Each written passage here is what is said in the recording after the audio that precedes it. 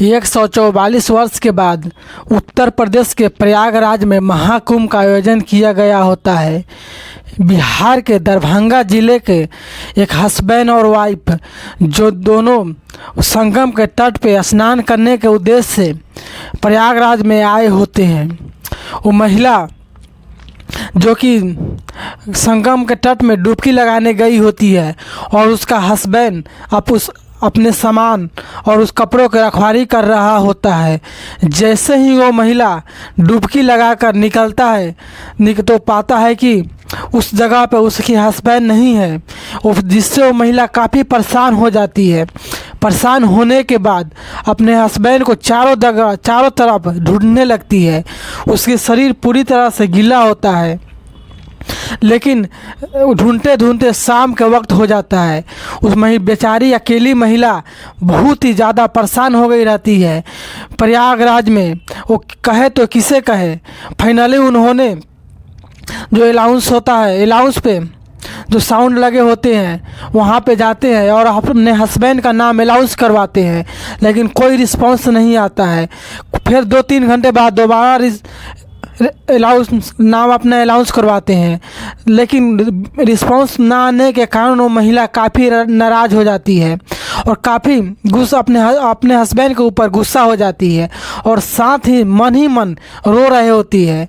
तब शाम के वक्त जब वहाँ से जाने लगता है तो एक नागा साधु जो बोलता है कि बेटी आप काफ़ी निराश लग रही हो, आखिर क्या मामला है, कुछ तो बताओ, हो सकता है मैं तुम्हारी मदद कर सकूं। तब वो महिला ने बताना स्टार्ट करता है। तब नागा साधु बोलता है कि हम दीर्घ दृष्टि है, सब कुछ जानते हैं। इस प्रयागराज में तुम लोग बेटे की मन्नत मांगने आए हो, क्योंकि कुछ समय पहले एक साधु ने बताया था कि जब तुम हस्बैंड वाइफ प्रयागराज के संगम पे जाके स्नान करोगे, उसके पूर्ण प्रताप से तुम्हें वंश का प्राप्ति होगा। जब ये बात महिला सुनती है तो दंग रह जाती है, क्योंकि आज से 3 साल पहले एक गांव में एक संत ने सेम बात बतलाया था। फिर धीरे धीरे वो महिला उस नागा साधु पर विश्वास करने लगता है और वो नागा साधु बोलता है कि तुम्हारी शरीर काफ़ी गीली हुई है, ठंड में कपड़े पहनने के कारण तुम्हें तबीयत ख़राब हो जाएगा, अतः तुम मेरे कुटिया में आओ और अपने कपड़े चेंज कर लो। फिर वो महिला नागा साधु की बातों में आकर उसकी कुटिया में जाता है और अपने कपड़े चेंज करता है। कुछ देर बैठने के बाद नागा साधु उस महिला को बोलता है कि कुछ देर इंतजार करो, 1-2 घंटे बाद तुम्हारा हस्बैंड यहाँ पे ढूंढते आ जाएगा, मैं सब कुछ देख रहा हूँ। फिर उस महिला पहले से परेशान थी, लेकिन उसके मन में एक विश्वास, एक ललक और एक साधु के प्रति दया का भाव जगता है और फाइनली वो नागा साधु अपने पास से एक सेव निकाल कर देता है और उस महिला को, जो बिहार के दरभंगा ज़िले से आया होता है, वो काफ़ी भोली भाली महिला रहती है और उसे खाने के लिए बोलता है। वो महिला बिना सोचे समझे उस सेव को खाने लगता है, लेकिन खाने के बाद वो महिला बेहोश हो जाती है और वहीं साधु की कुटिया में सो जाती है। फिर वो नागा साधु उस महिला के साथ बहुत गलत ही हरकत करता है, अपने हवस पूरा करता है। जब महिला होश में होने वाली होती है तो फिर से वो दोबारा सेव खिलाता है, जिससे महिला फिर से मूर्छित हो जाती है।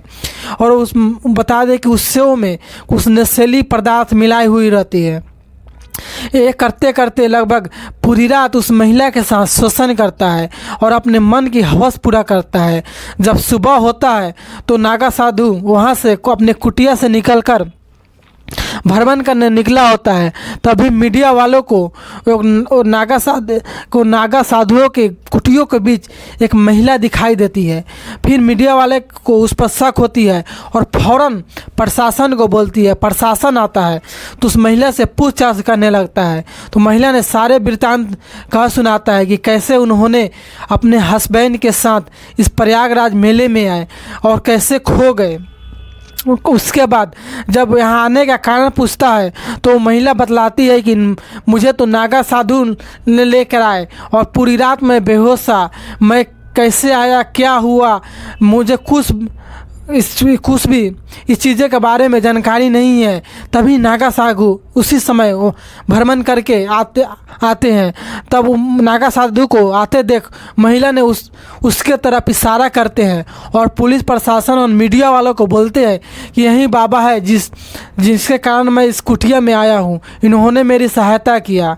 लेकिन बेहोशी हालत में मैं कहाँ था, मेरे साथ क्या हुआ, कुछ जानकारी नहीं है। लेकिन सुबह होते ही मैं पाया कि मेरे शरीर पे एक भी कपड़े नहीं हैं।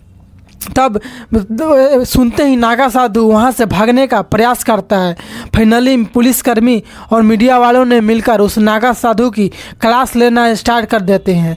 शुरू में तो वो बाबा जी तरह तरह से बातों से घुमाकर परेशान करते हैं, लेकिन जब पुलिसकर्मी अपने तरफ से शक्ति के साथ बाबा के सामने पेश आते हैं, तो उन्होंने जब ये सारे वृत्तांत सुनाए कि कैसे नशे करके इस महिला के साथ पूरी रात गंदा घिनौना हरकत किया, उसे सुनकर सबके आंखों में आंसू आ जाते हैं और उस नागा साधु के ऊपर गुस्सा और मन में काफ़ी क्रूरता भर जाता है। उसके बाद पब्लिक ने जो नागा साधु का इलाज तो मारपीट किया तो किया ही, उसके बाद फौरन पुलिसकर्मी नागा साधु को गिरफ्तार करके और बाबा को थाने ले जाते हैं और वहाँ पे जेल में बंद कर देते हैं। उसके बाद उस महिला को पुलिस की कस्टडी में ले लिया जाता है और उसके तत्पश्चात 2 घंटे बाद फिर से अनाउंस किया जाता है। अनाउंस का नाम सुनते ही उसका हस्बैंड ढूंढते उस अलाउंस रूम के अगल बगल में ही होते हैं और फाइनली वहाँ पे पहुँच जाते हैं और अपने हस्बैंड को देखकर काफ़ी खुश होते हैं और गांव की भोली भाली महिला अपने हस्बैंड को गले लगाकर रोने लगती है और सारी वृत्तांत का सुनाती है। उसके बाद दोनों हस्बैंड वाइफ वहाँ से अपने घर आ जाते हैं। दोस्तों, महाकुंभ एक आस्था है, लेकिन इसके अंदर जो घिनौने हरकत किया जा रहा है, जो सोचने पे कई तरह के सवाल खड़े करते हैं। जब पुलिसकर्मी ने उस बाबा की कुंडली निकालते हैं तो पाता है कि वो बाबा कोई बाबा नहीं बल्कि एक फ्रॉड है और वो मुस्लिम है। वो जहाँ भी ऐसे धार्मिक चीज़ें होती है, धार्मिक पूजा पाठ है या का आयोजन होता है, वहाँ पे भेष बदल के उनका काम लूटना और महिलाओं को शोषण करना होता है। और फाइनली ये पूरी घटना को मुझे सुनाने का मकसद किसी के दिल दुखाना या किसी के भावनाओं को हर्ट करना नहीं, बल्कि आपको जागरूक और सचेत करना है। कहीं भी जाए अपनों को ख्याल रखे और किसी के बहकावे में नहीं आए। बाकी आई होप कहानी आपको पसंद आई होगी तो चैनल को सब्सक्राइब कर लीजिए ताकि मेरा हौसला बढ़ता रहे और वीडियो को लाइक कमेंट शेयर करना ना भूलें। मिलते हैं नेक्स्ट वीडियो में।